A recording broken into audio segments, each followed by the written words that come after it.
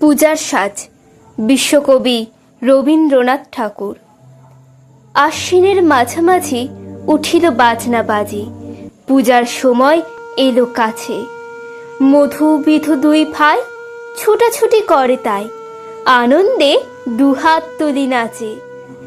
পিতা বসেছিল দ্বারে, দুজনে শুধালো তারে, কি পোশাক আনিয়াছ কিনে? পিতা কহে, আছে আছে তোদের মায়ের কাছে, দেখিতে পাইবি ঠিক দিনে। সবুর সহে না আর, জননীরে বারবার কহে, মা গো ধরি তোর পায়ে, বাবা আমাদের তরে কি কিনে এনেছে ঘরে, একবার দে না মা দেখায়ে। ব্যস্ত দেখি হাসিয়া মা দুখানি ছিটের জামা দেখাইল করিয়া আদর। মধু কহে, আর নেই? মা কহিল, আছে, এই একজোড়া ধুতি ও চাদর। রাগিয়া আগুন ছেলে কাপড় ধুলাই ফেলে কাঁদিয়া কহিল, চাহি না মা, রায়বাবুদের গুপি পেয়েছে জরির টুপি, ফুল কাটা শাটিনের জামা। মা কহিল, মধু ছি ছি, কেন কাঁদো মিছামিছি?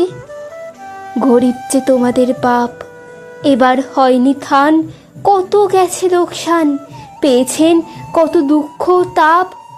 তবু দেখো বহু ক্লেশে তোমাদের ভালোবেসে সাধ্যমতো এনেছেন কিনে, সে জিনিস অনাদরে ফেলিলে ধুলির পরে, এই শিক্ষা হলো এতদিনে।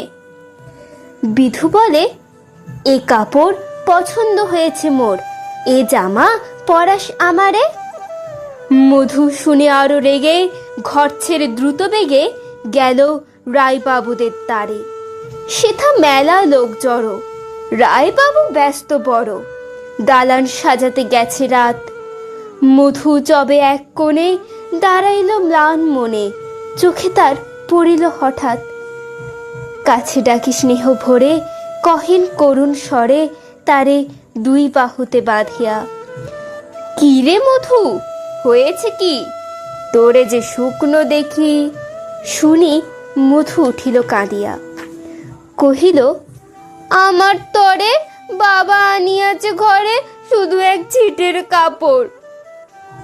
শুনি রায় মহাশয় হাসিয়া মধুরে কয়, সেজন্য ভাবনা কি বা তোর? ছেলেরে ডাকিয়া চুপি কহিলেন, ওরে গুপি, তোর জামা দে তুই মধুকে।